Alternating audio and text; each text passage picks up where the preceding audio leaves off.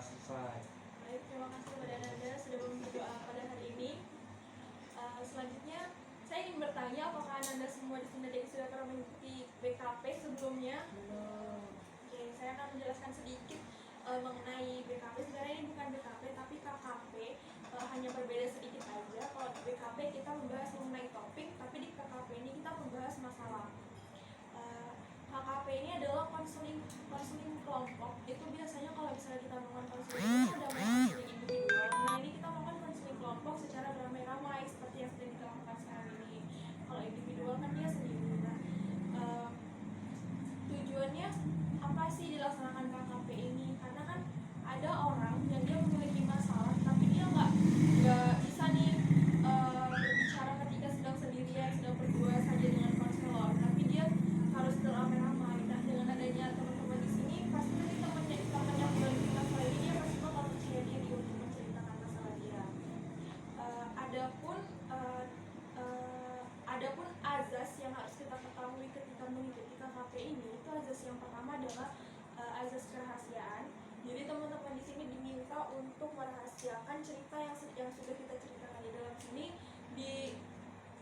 Teman-teman diminta untuk tidak menceritakannya keluar lagi ke orang lain. Selanjutnya yang kedua itu ada azas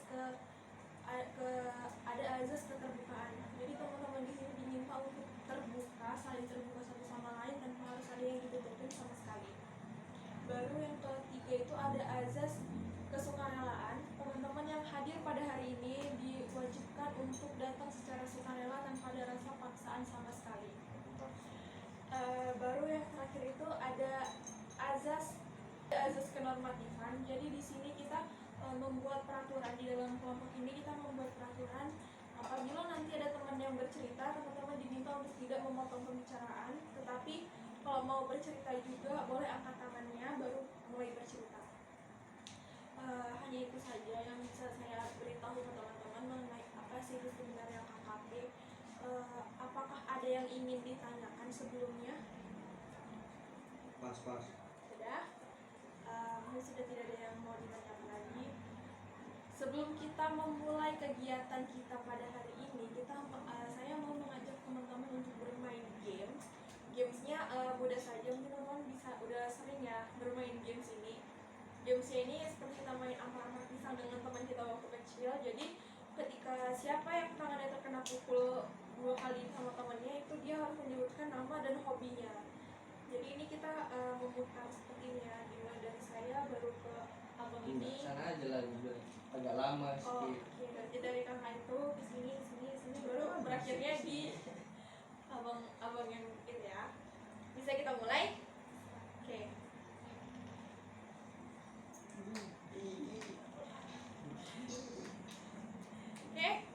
Jauh ini.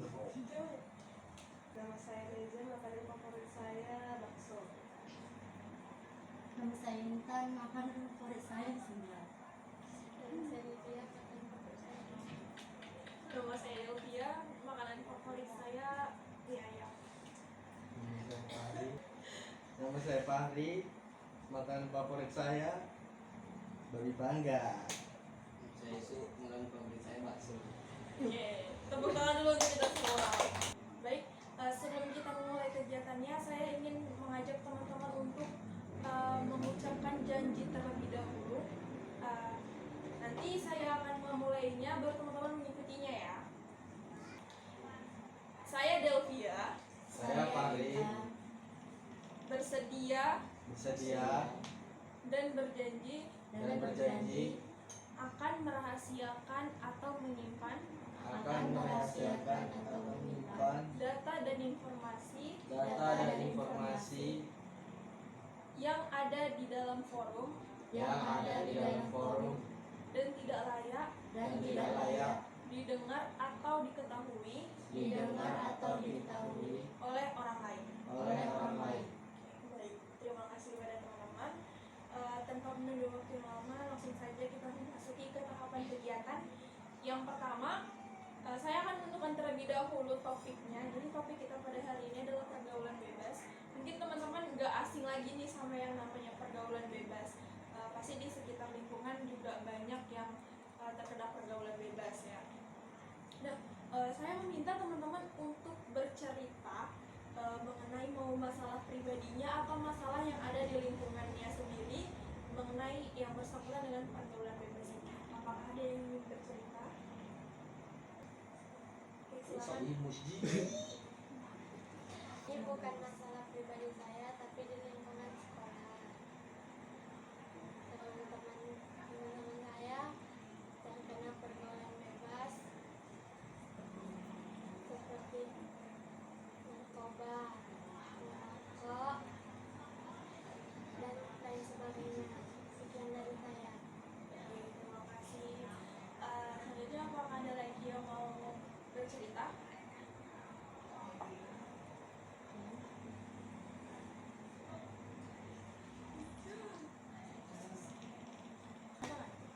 Ini bukan pengalaman pribadi saya, tapi ini cerita tentang teman-teman saya.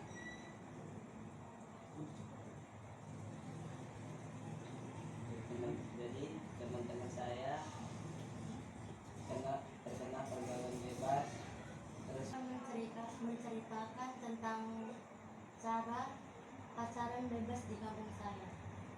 Ada anak-anak di bawah umur, dia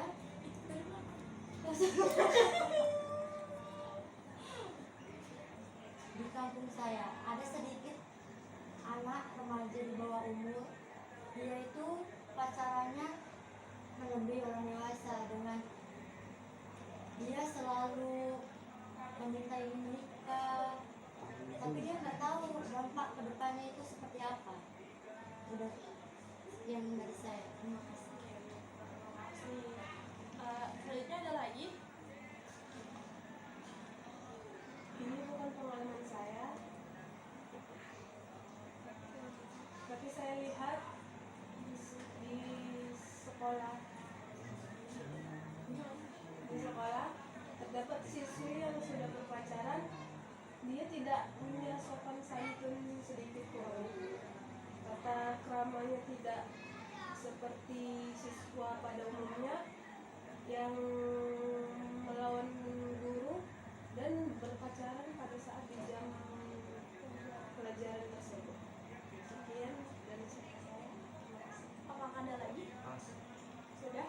Kita tahu nih masalahnya kalian tentang pergaulan bebas. Kayak tadi abang ini cerita bahwasannya temannya ada yang terkena pergaulan bebas itu di Gemot. Kalau kakaknya tadi gaya berpacaran yang bebas. Ada kakak itu juga cerita bahwasannya ada di satu sekolah yang dia tata keramanya itu kurang karena udah terkena pengaruh lingkungan yang buruk. Dan dia tuh kayak udah gak ada rasa takutnya lagi yang pacaran di dalam kelas. Padahal keadaan guru itu sedang mengajar. Dan tadi ada juga kali dia yang menjelaskan, yang menceritakan bahwasannya di sekolahnya itu muridnya ada yang sudah mengonsumsi narkoba.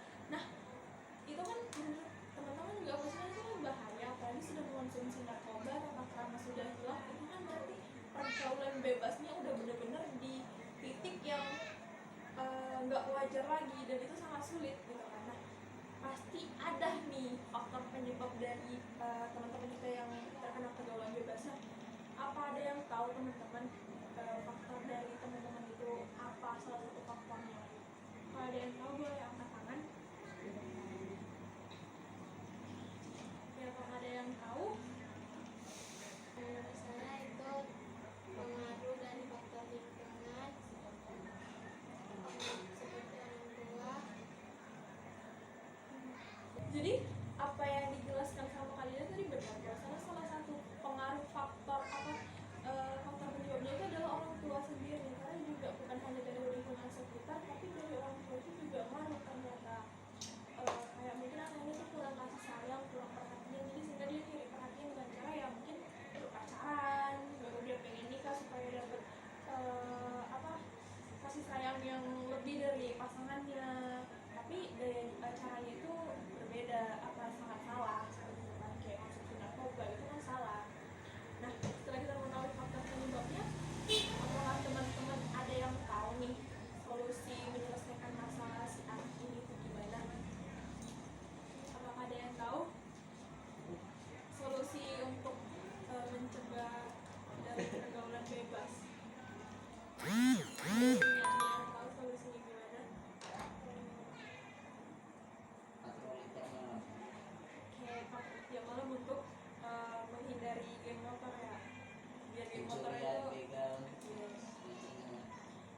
patroli itu tiap malam. Apakah ada lagi? Sudah cukup.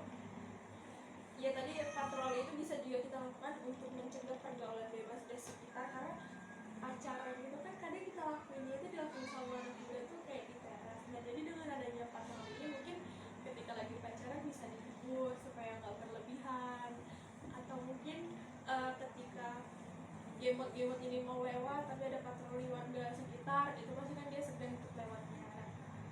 Setelah kita membahas nih tadi masalahnya apa aja, teman-teman juga udah cerita dan juga kita udah tahu faktor penyebabnya apa, solusinya juga udah tahu. Saya bisa mengambil kesimpulan bahwasanya pergaulan bebas itu bisa terjadi di siapa aja, dan faktor penyebabnya juga bukan hanya faktor lingkungan tapi juga ke keluarga. Jadi dari sini bisa kita ketahui bahwasanya orang-orang yang terkena pergaulan bebas ini bukan hanya orang-orang yang nakal atau gimana, ini hanya mencari perhatian aja nih sama orang tuanya supaya lebih perhatian, atau mungkin mencari perhatian ke orang lain. Oke, mungkin hanya itu aja untuk pertemuan kita hari ini. Untuk pertemuan selanjutnya kita akan membahasnya di grup WhatsApp, dan saya akan mengirimkan link untuk mengisi Google Form. Itu isinya ada untuk mengisi BNB3 untuk mengetahui apakah teman-teman setelah pertemuan ini mengalami perubahan atau tidak dalam diri teman-teman. Sebelum kita balik nih, saya mau mengajak teman-teman, setelah kita tadi emosinya itu tidak stabil, naik turun, saya mau mengajak teman-teman untuk merilekskan diri agar tidak emosinya itu tidak terbawa sampai nanti tidur. Jadi sampai tidur nanti, jadi tidurnya bisa tenang, bisa nyenyak seperti itu. Jadi tekniknya ini, teman-teman boleh dilemesin aja badannya. Untuk merilekskan badan ini kita bisa merem, teman-teman semuanya boleh merem semua, boleh ditutup matanya semua, atur nafasnya dengan baik agar lebih tenang lagi, dan ucapkan dalam hati, saya bisa, saya lupakan semuanya. Itu dalam hati agar lebih tenang. Nanti ketika saya bilang buka mata, boleh dibuka matanya. Oke? Teman-teman boleh dibuka matanya. Mungkin sudah merasa lebih tenang.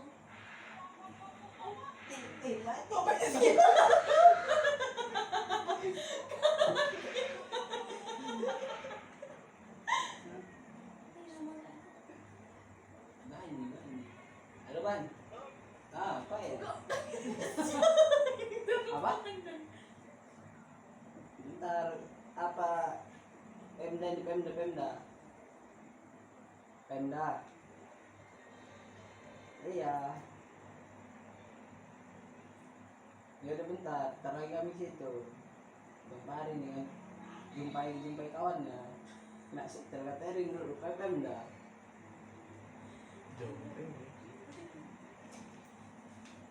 Oh ya kan.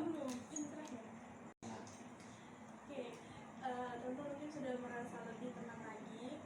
Setelah ini saya mau gimana ya? Sudah lebih tenang lagi. Setelah kita merilekskan badan tadi, mungkin teman-teman sudah merasa lebih tenang, sudah lebih enjoy lagi setelah emosinya lebih sudah membara tadi nih waktu menceritakan masalah dari temannya si teman-teman ini. Jadi mungkin hanya itu saja untuk hari ini. Saya ucapkan terima kasih dan sampai jumpa kembali di pertemuan selanjutnya.